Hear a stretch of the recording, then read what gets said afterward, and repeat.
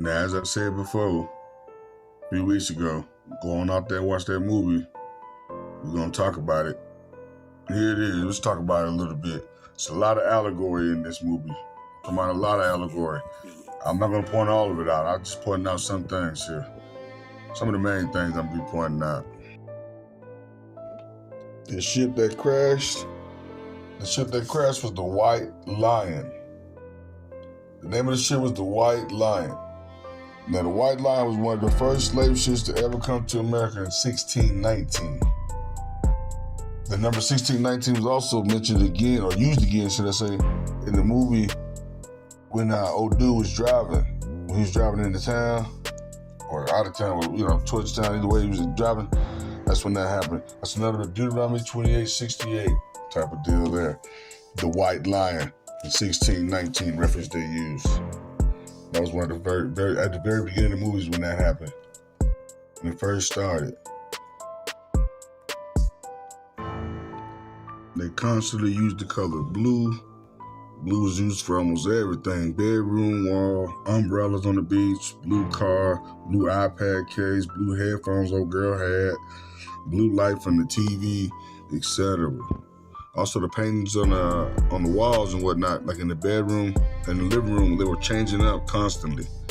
Changing up to different things according to how everything was going. Things were getting worse throughout the movie. That's when the paintings started changing up to get even worse. In the bedroom, it started off like a calm piece of water type.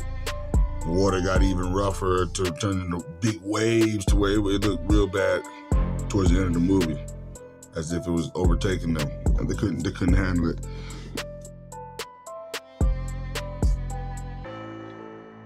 At the beginning of the movie, also, the mother, she complains about how she doesn't like people. When the black man came to the house with his daughter, she didn't want him to come over there at all, wasn't trusting him at all, just didn't want him over there. But they ended up letting him in there. She's questioning him about everything, wants to see his ID, all kinds of things. Said she didn't feel comfortable standing there with, and then she paused kind of with black people was the word to say, but she didn't say it. Sorry, I just don't feel comfortable staying in a house with people I don't know. It's a blackout. It could be over now.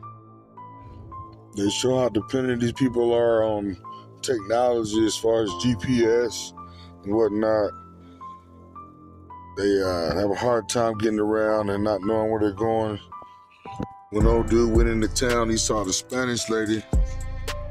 And anybody that speaks Spanish a little bit knows what she said in there. The Spanish lady says she was thanking God that she found someone. She's lost. She needs to use his phone.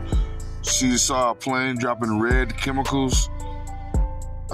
She asked if it was chemical warfare that was going on. She was talking about a noise, and he didn't understand anything she was saying.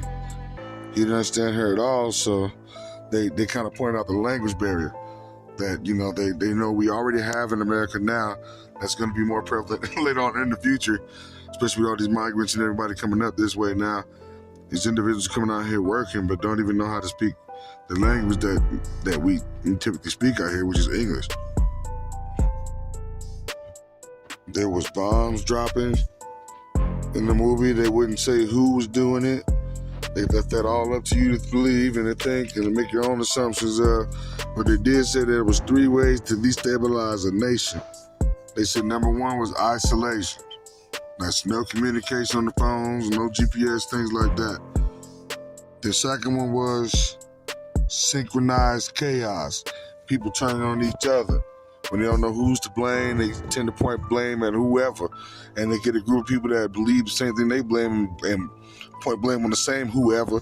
And now we're cool together because now we believe in the same enemy type of deal. That's what they want you to do. And 3 is civil war. That's the whole collapse. That's when people are actually fighting against each other internally. Make of it what you will. They had Tesla cars, brand new Teslas, self-driving cars, crashing. Just crashing. Skipping down to the end, the black dude who owned the house, who was renting out to the white family, because he was doing that as an Airbnb. He met up with one of his neighbors because the son's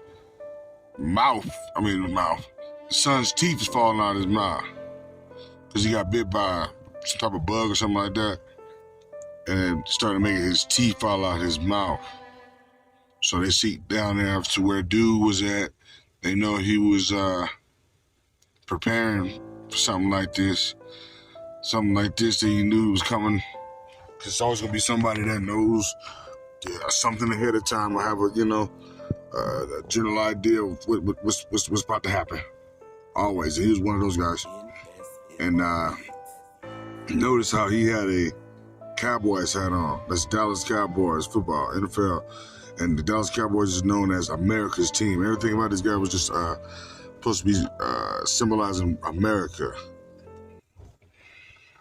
The man said, we made a lot of enemies around the world. Maybe all this means is a few of them teamed up. Of course, this was talking about the migrants coming over here, getting ready to come up against America right now in large numbers. The young white girl who's obsessed with Friends, the TV episodes and whatnot, the sitcom, she decided that no one wants to listen to her.